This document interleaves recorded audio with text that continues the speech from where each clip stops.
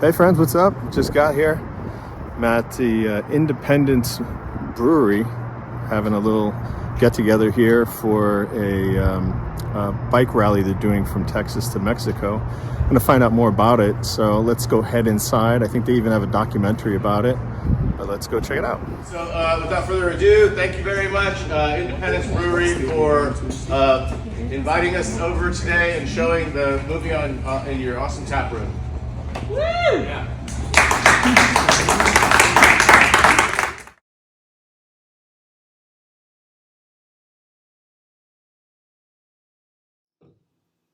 It's a 3-day rally race. Day 1, as you said, Austin to Saltillo. Day 2, Saltillo to San Miguel. Day 3 is San Miguel to Oaxaca. And each day is going to be themed. So kind of like the tagline of the race, it's a challenge of wit, strength, and endurance. So yeah, challenges are in line with those themes of the days. It's my braid. My braid is stinks. And every night we're going to have a party at our destinations. And every night we're going to announce who the most badass person was that day. Whoever got the most points. Everyone else just rode really slow, because I didn't ride fast. Like, my passport's here. Here, take your passport. The van beat me? The type of company we keep. I stopped to wait for them so we could take off together. They take off without me. Yeah, some people might not make it. I mean, they might not. Well, I guess I got one challenge here. I got first, huh? Are you guys mezcal drinkers? Seriously? I mean, not seriously, but yeah. I mean, I'll drink what I'll drink it. Is that a jug full of mezcal? I've been pouring from a bottle like a loser? Salud. Salud. Like tomorrow, I'm gonna have an infection. Big goals for this whole thing is to create situations of just you, your motorcycle, in unfamiliar territory. Best thing is that everyone was helpful. Matter of fact, after this, if I decide to do this rally again, I'll be coming on a different bike. And I'm basing the challenges on 2 things. Like my own experiences of all the riding I've done in Mexico and the things that I've done where I'm just like, fuck, man. More people should experience this, you know? Beautiful day out here in Mexico.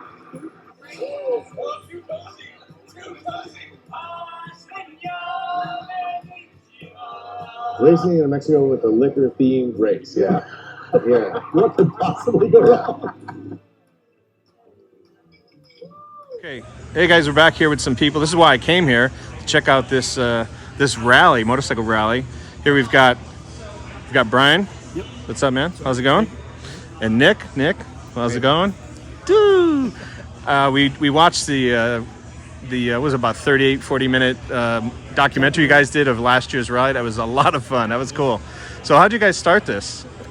Nick and I have been friends a long time. We were goofing around in the kitchen, I don't know, 3 years ago, right before COVID, talking about what it'd be like to do a kind of a rally like this. And was No, for real. And was that the first one? No, seriously. Was that that the first one? Yeah, that was the first one. Well, that was a great start. Was the first Mezcal Moto. But the way it started, Brian and I were talking. Like Brian does he's got a badass motorcycle, and he and I rode a couple times together, like on some pretty long rides, but like unofficial or whatever. Brian was riding somewhere, I'm riding somewhere, and we meet up, and then we end up riding like 10 more hours. Long rides. Yeah. So we had a lot of experience with independently. That stuff. Independently, we got a lot of long ride experience. Independently. And then I was thinking about mezcal, and mezcal's from Oaxaca, and then I was telling Brian, we should have this is not Mezcal Moto Rally related, but I was saying, Brian, what if we were had a race to see who could get to Oaxaca faster? Because if you look up Oaxaca on Google Maps from Austin, it's exactly 24 hours. We were talking about like the El Diablo run to, actually I'm not even sure where they end up, but that run, Bike Week stuff, all different events, and we just goofing around. The 2 of us should go, or actually the 4 of us, my wife and his wife. Nick got married in Germany, and we went on vacation with them. We went with him to his wedding. We went to Turkey, We rented bikes. We rode around Turkey for a week. And Oh, We cool. had a great time. Very nice. So we're trying to come up with a plan for a big vacation, and it turned into this, and it spiraled. I mean, we put out the idea, and within 2 days, 3 days, we Yeah. had every slot full. So, How many yeah. slots are there? There was 13 plus. The original Moto Rally, there were 13 spots, and then by the time that we announced the original Moto Rally for 2022, it was not race there as fast as you can in 24 hours. It was there's 3 days to get there. Yeah, it wasn't a cannonball run. It was just like you have all these. It expanded into Yeah. something So watch. So you That- guys. that's what inspired it all was Yeah. the Cannonball Run. We were like, man, it should be a Cannonball Run from Austin to Oaxaca. You know? And at this time, like in 2020, It was 20, 2020, yeah. early, yeah. around this time, and even now, right? People are always talking. There were all these people in Austin talking about Oaxaca, and I was like, man, like that whole distance range. You know, in my mind, I was like, and that's like the whole New York, LA thing, you know. But it happens to be international. So you guys watching this? I'll put it in the link. Check out the documentary. It's about 40 minutes, 38 minutes long. So it's a lot of fun and all the different kind of things you got to do along the way to get points to see who wins. Yeah. It's not just speed. It's Yeah, fun. exactly. Nobody watching this should ever do the Moto Rally. Like, this Mezcal, like you watch the movie and it's fun, and you see this interview and it's fun, and we're like, this shit is so fucking hard. Don't do this. No, it's fucking really don't. It's a great time, man. But Well, thank you for coming out. thanks, guys. Thanks, Brian. Very nice to meet you, Yeah, Nick. likewise. Awesome. Thank you. That was very fun. Very cool. Yeah.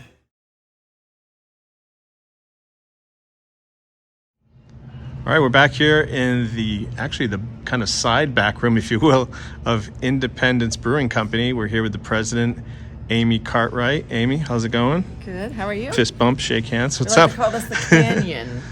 Yeah. Yeah, so check this out. These are all empty cans that are getting ready to be filled. So, Amy, how long have you guys been here? When did the company start? So we established Independence Brewing Company in 2004 and have been in the same spot ever since, slowly but surely taking over this giant warehouse. Accumulating. Yeah, some people start a business and then they move because they outgrow it, but you've just been accumulating extra space from this place, huh? Yeah, we actually found the original brew house. It was a 15-barrel system out in the Arizona desert. It was used. Oh, wow. And we were just in that small room that we were just in. And then in around 2015, we did a big expansion and put in a 60-barrel system, new, not found in the desert. Oh, wow. And then so besides kegged beer or whatever, you guys sell beer in shops too, stores, canned beers. Right, yeah. So when we embarked on this brewing expedition years ago, we always wanted to do packaged beer. So back in 2005, we started with bottles. And we had 3 beers in our portfolio. Present day, we have 6 year-round beers, a bunch of seasonals and special releases, and we're primarily in cans and kegs. So, Okay. And where are you selling? You sell your grocery stores, liquor stores, all that we're stuff throughout the state of Texas? Texas. So in the central part of Texas, you gotta love HEB, our hometown HEB. grocery store. But we actually got our first starts at Central Market and Whole Foods. Okay. We're in Total Wine, Specs, Twin Liquors. Have branched up in, if you're in the panhandle of Texas, we're in the Market Street shops, and then out in East Texas, you've got Brookshire and Brookshire Brothers down south. So, that's the funny part about Texas. It's so darn big. There's just little homegrown grocery stores wherever you go. A few years ago, it's kind of weird. You kind of start feeling big when you're like, I'm in Walmart now, So, just a little bit everywhere.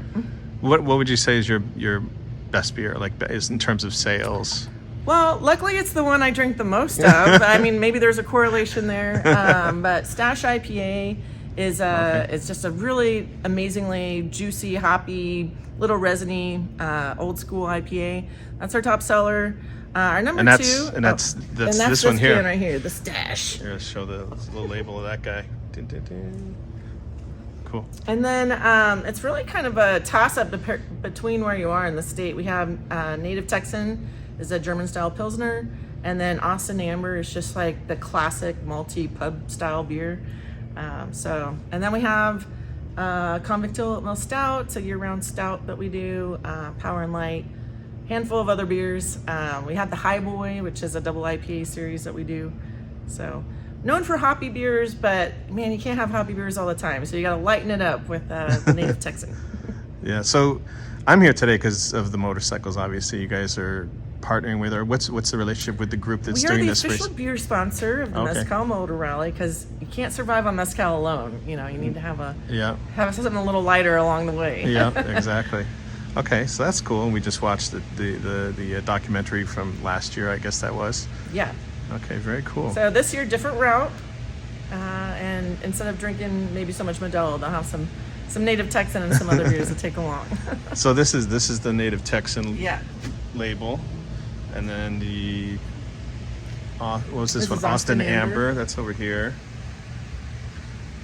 Okay, very cool. They will at least recognize the grackle on the label down in Mexico, because it spans all of northern part of Mexico up to Texas. So that's our little spirit animal there. Those are the noisy ones, right? Yeah, they're very noisy. Yeah, they make all the noises. Can we take a little kind of a baby tour and just see what this place looks like? All right, follow me. Cool. So how did you get into this yourself? So when I moved to Austin to go to University of Texas, I worked at a brew pub when I was 21 years old. So I blame higher education. There you go. So look at this. These vessels that you're looking at here are our fermentation vessels. So this is where the beer is going to ferment, and we finish off the beer in some of these vessels over here.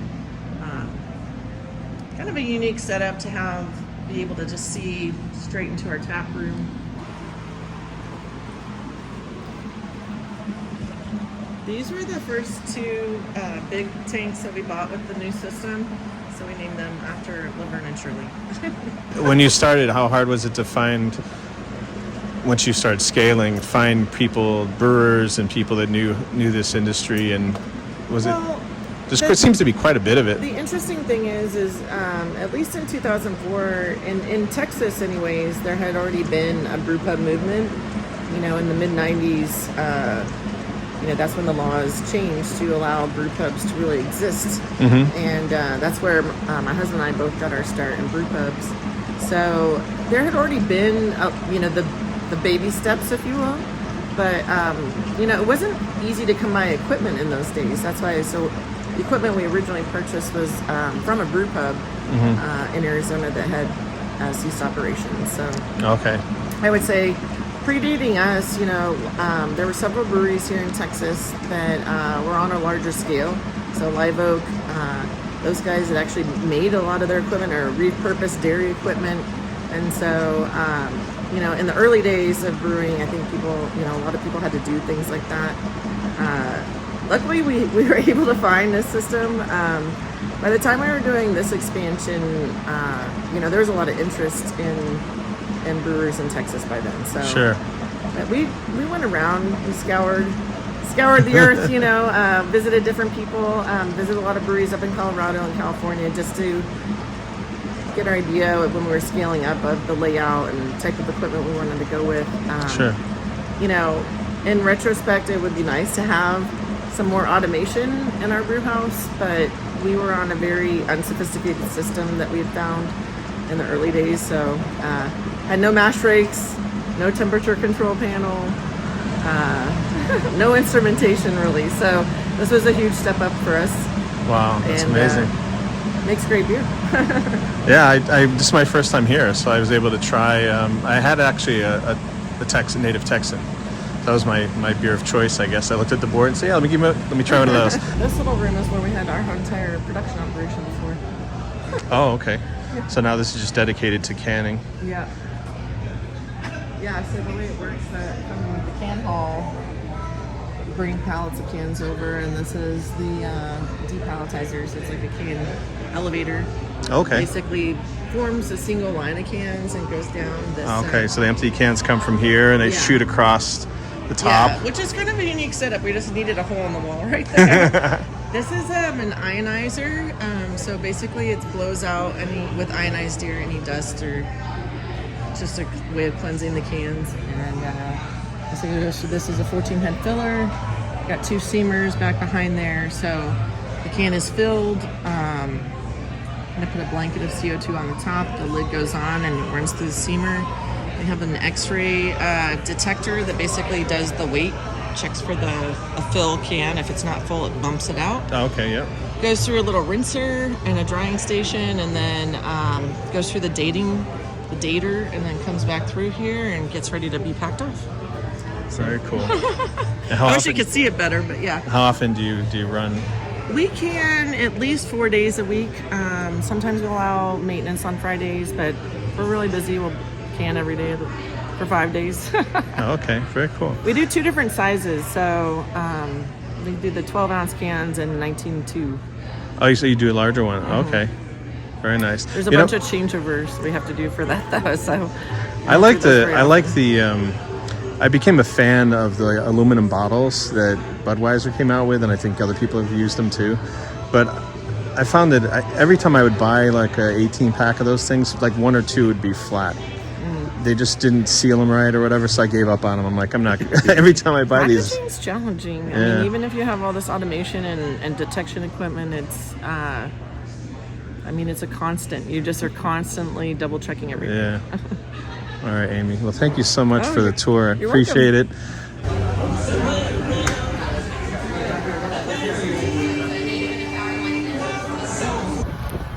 Hey friends, well that's it from this end. Had a good time. Nice brewery, nice bikes, met some cool people. And that's it. We'll catch you next time. See you later.